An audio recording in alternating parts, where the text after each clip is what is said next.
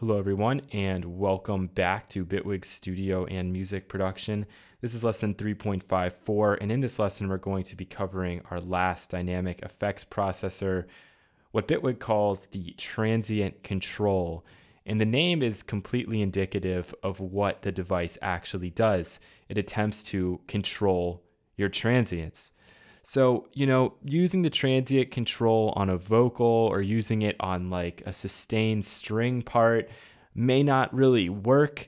However, I do encourage you to experiment with it on everything. For the sake of example, I'm going to use it on the snare. I'm going to use it on the drum loop as well. But really, try it on everything and you'll be really amazed at the results of this thing. In a lot of ways, it is a sound designer's dream. So when I open this up, you're going to be a bit shocked. We have two knobs, an attack knob and a sustain knob. And one of the reasons why I left the transient control until the end is because of all of our dynamics effects processors. This is really the most recent one. I think it was in the late 90s when SPL released their Transient Designer. And it was a piece of hardware, but really it was very similar to what you see here. There was an attack knob, and I think they might have called it sustain. I don't really remember. But basically, you could either increase the level of the attack, decrease the level of the attack, increase the level of the sustain portion, or decrease the level of the sustain portion. And it was a must-have plugin for a really, really long time. And it's only been in the last year. I'm going to say it's only been in the last year that the digital audio workstations have started to incorporate transient designers, transient controllers into their software. I think Logic now has one. I know Native Instruments has included it inside of their complete bundle. We have it here inside of Bitwig Studio, and really it is just so powerful. So just to quickly review our Amplitude Envelope, we have our initial hit. So we have from 0 to maximum, which in the case of this little guy, we'll say it's from 0 to here, okay, this point, this area, a little less than that. And then from that point to the end, we have our sustain portion. So the transient controller is going to look at this file when we click play, and it's going to basically have two independent dynamics processors. One will focus on the attack, one will focus on the sustain. It's really easy. I don't even think I have to explain it any further than that, but just listen to how incredible this thing really is. Here we go. We'll do it on the snare first. So let's say we want to boost the attack up. Let's shorten this.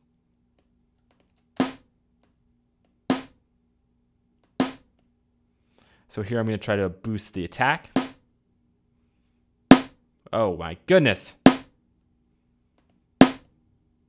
Might need a tool now.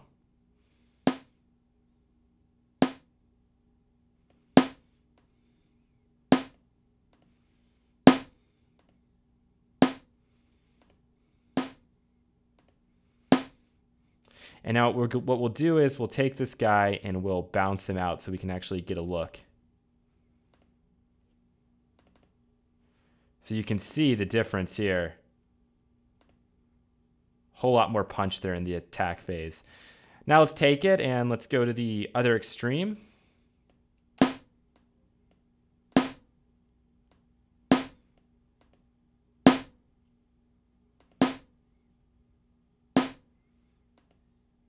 There we go. And obviously you can kind of guess what this is going to look like. We'll bounce it down.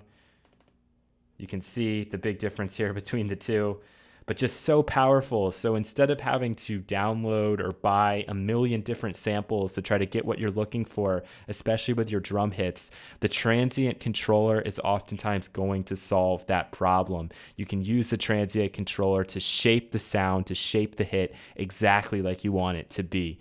And really, that's why in the past, for me, investing in that SPL Transient Designer was really a great idea and really a great investment, because it gives you the ability, it gives you the power to really just have an unlimited number of variations on relatively simple samples.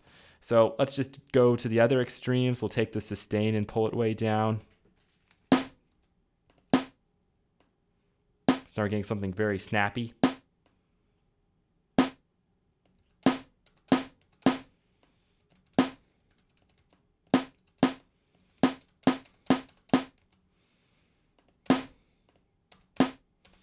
Cool, we'll bounce it. And we'll go through 1,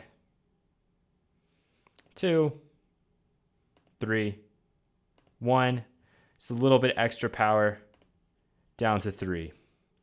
Okay. And last but not least, we can boost the sustain, which is always fun.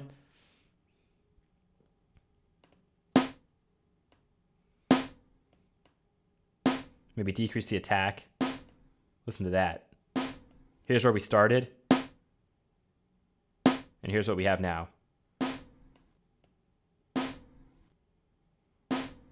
Insane, insane, insane. I love it.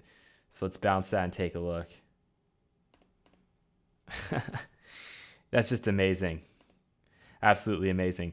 And it saves you a lot of time from having to manually go into the gain and maybe try to mess around to get some very different varieties. Here you can just turn a couple of knobs and it usually almost always sounds great. Obviously in the case of this last guy, we have something that ends a little strange, but we can always fix that.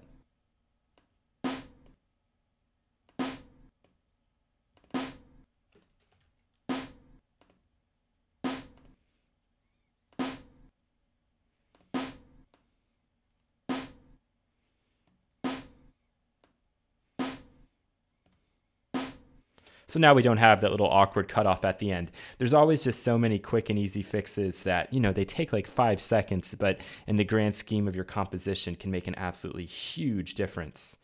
All right, so let's also try this guy out on the full drum beat here on the loop and see what we can come up with.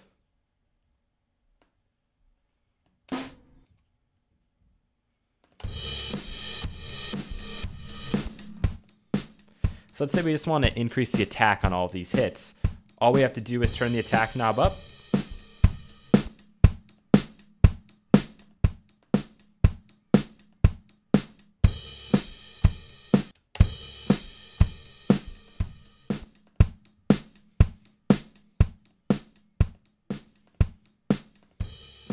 And instantly, super punchy drums. Okay, maybe we want to increase the sustain portion as well.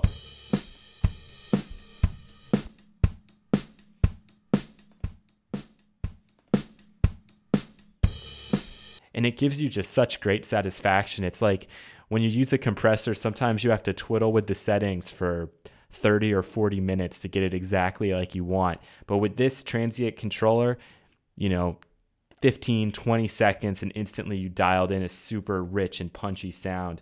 So let's go ahead and bounce that and just see what it looks like.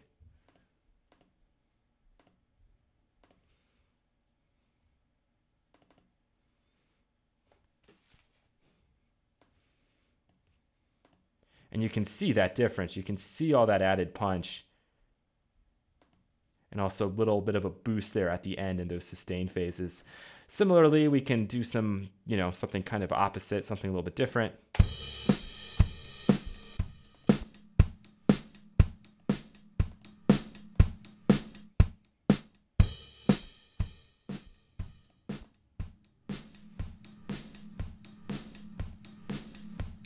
And this is actually giving this like drum loop a really sense of a space, a sense of depth. It's as if you've recorded this in your own garage and you're really picking up on that ambience because we've really deadened the attacks. And what we're bringing up is really that extra room noise wherever this was recorded.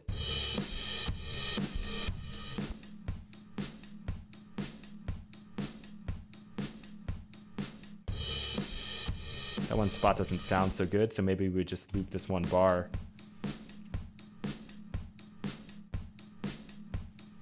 We could then take that and obviously we could make this perfect if we wanted to using our transient markers, etc. But for now, definitely try this guy out. Like I said, it's going to work best on things with some transient spikes in it. For example, if you have a pluck sound, some of those synth sounds, they can really use this if you're working on like progressive house or something. You're going to use transient controllers on your synths a lot because you can give them that really professional sounding punch, that super compressed sound without actually having to try and dial in a compressor exactly right. It's a lot of fun. Again, only 2 knobs, but probably the most powerful and most rewarding effect in the entire Dynamics arsenal. All right, thank you so much for watching this, and you'll hear from me again in the next lesson. Take care.